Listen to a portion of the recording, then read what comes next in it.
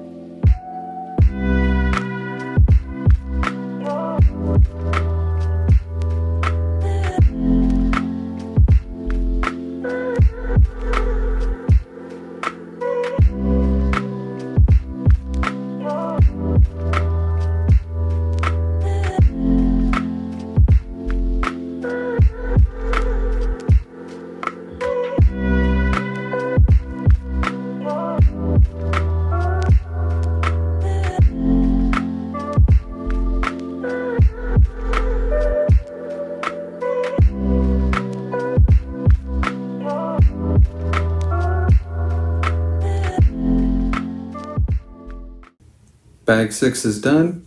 You're looking at about 24 minutes, 12 seconds. And you could probably shave off a few seconds off of that time because I skipped the very first step of this bag. I went right on to the next page that was beside it, started going, and all of a sudden, when I had to put on those large pieces there, I had nowhere to connect it. And that's because I missed a simple step. So you could probably get it sub 24, but this is where they hit you in the face with stickers. Like the stickers really come out of the pages and punch you in the face because there was a lot. You know, when I showed you last time how there was all the stickers, notice all the missing stickers. So expect to put a lot of stickers on for bag 6. I'm trying to keep it in my head. To me, this is bag 2, but bag 6 for the set. You put a lot of stickers on. The only saving grace with these stickers compared to the M4, these ones don't matter as much. And what I mean is, it's not like it's a continuous line. Like the whole top of the M4, that is all stickers, and it's a design that flows from piece to piece to piece, and it was really hard to align without some kind of gap in it or making it look weird. This, as you can see, this is all sticker, sticker, sticker, sticker, sticker, sticker, sticker, sticker, sticker. They're all over the place. And that's okay because it has a wild design. So on this, it works because it doesn't need to flow. It doesn't have to be aligned perfectly. This, you can get away with screwing it up, put it on a little slanted, and nobody will notice. So that's the only saving thing about the stickers for this one. As you can see, you have the tail lights. Those ones you want to keep straight because that'll be obvious. But this piece, I actually don't know the technical term for this on the cars, but it controls the air, how it flows out the back. But you got stickers on each side, you got stickers all around it. This was probably the most sticker intense one, where you knock out a ton of stickers right on that piece right there. But as you can see, it doesn't really matter. It doesn't need to flow. It just looks like confetti over the car. So that's the only good part about the stickers on this. And of course, they have the side stickers as well. So if you love stickers, bag 6 is the bag for you. Now, you only have 4 leftover pieces for this entire bag, so be prepared. If you don't see anything, check the floor, check the bag, check the box, because it's somewhere there. Now, let's move on to the final bag of this 2-for-1 special, bag number 7.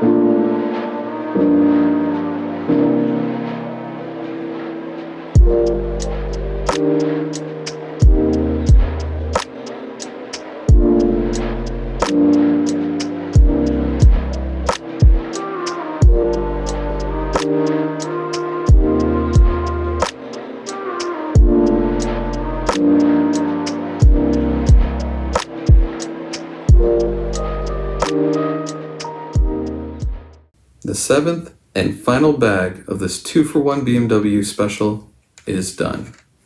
For this bag, you're looking at about 16 minutes, 21 seconds.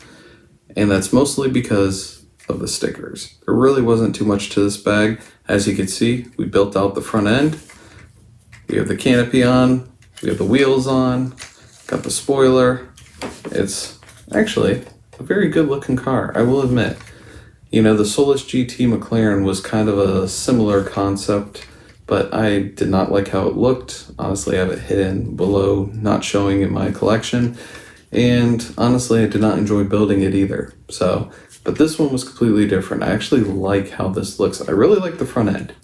The way the blue and the red really outline where the air flows into the front, I think it looks really cool there. Now, overall time for this car is 54 minutes and 50 seconds. So about 10 minutes quicker than the M4 GT3. Even though it had less pieces, the stickers were really the time suck for this one. There were a ton of stickers. The whole top you can see, pretty much stickers. So be prepared for that. And for this entire 2-for-1 special, you're looking at about 1 hour 58 minutes. So under 2 hours, you get 2 new Speed Champions, and honestly, both of which look very good. I like how they look. I really like this set. You know, I'm not a big BMW fanboy. I like some of their vehicles. So when I got this set, it was more to add to my collection. But honestly, these are some of the better looking Speed Champions I've built. It's not topping out the McLaren F1 because that's a good looking Speed Champion. But other ones I built, these ones definitely surpass them in looks. I really like how it turned out. And as you can see with this car, the main pain for stickers is going to be right here. This whole front is pretty much stickers with the exception of this one black square. And as you can see, there's going to be gaps galore. So just try to align where the graphic's going to go. As you can see, the swooping up here and then through here. And that's what I went off of, and that's why I recommend. Now, I did build this piece out before putting all these individual stickers on, and that helped me align it a lot better. So that's a trick for you in case you're wondering how do you do it. It's a lot better than trying to do individually and realize you put them all in different places. Now, one thing I will comment on this is, as you can see, Cliff, he can't fit in the car. Hair too big. Lego, why give them haircuts and cool styling if they can't sit in their own cars? Now, if this was just some kind of, Target top, Cliff's good. He could feel the breeze in his hair. Beautiful. But as soon as I put this on, he's getting concussions. That's how it works. And another thing about this canopy, and I don't know why, I think Lego is trolling us with this one. So, you got this little blue sticker right in the front with M Motorsports. That's the only sticker they put on. Well, no, I lie. That and these little black and white lines right there, they put those on. Top piece here, this little tiny one here, there's a little itty bitty color one here. Those are all you get to put on. Congratulations. They are not fun to put on. And they're kind of clear, so it's one of those where your CSI fingerprint is stuck on the car forever. Yep, that's those ones, so be prepared for that. Otherwise, the sticker situation for the rest of the car was a lot easier than the M4, just because you could put it kind of how you want to, and it doesn't matter, because it looks like a paint can exploded on the car and it's confetti. So it doesn't really matter how much they align on the back side. You definitely want to center your taillights though. Cool looking taillights, but you will notice if they're off center. I have one that's off center. I can see it now in the camera, but I don't need to talk about it. So as a comparison, here's our M4. And as you can see, if we go spoiler to spoiler, the prototype hybrid V8 is longer. Now the rear axles, they do align, but you can see it's stretched out more when it gets towards the front. So it did appear bigger, and it is. But both of these are good looking cars. I highly recommend this set if you don't have it. It's just a fun build because of the colorful pieces. To me, it made me enjoy this build. I like putting fun colors together, and it helps that they're both race cars, so they have that cool, crazy pattern setup going. So, good build. Highly recommend this 2-for-1 special. We'll throw them here for you. Pieces-wise, got a good amount of little pieces everywhere. Almost everything is a tiny piece in this set. Of course, there's bigger pieces that you have to put in to construct the car, but a ton of tiny pieces. So check the bag, check the floor, check the box if you're missing anything. But they are pretty generous with spares, so you're good with that. And as for next week, here's our hint. And good luck to you if you can guess it, or just follow me on Instagram, and on Wednesday or Thursday before the build, you know exactly what I'm building, because I don't hide it. And you'll always get those kind of insights to what my plans are, because sometimes I take pictures and I post something that, yeah, this is what I want to build, and that shows up on the channel. Imagine that.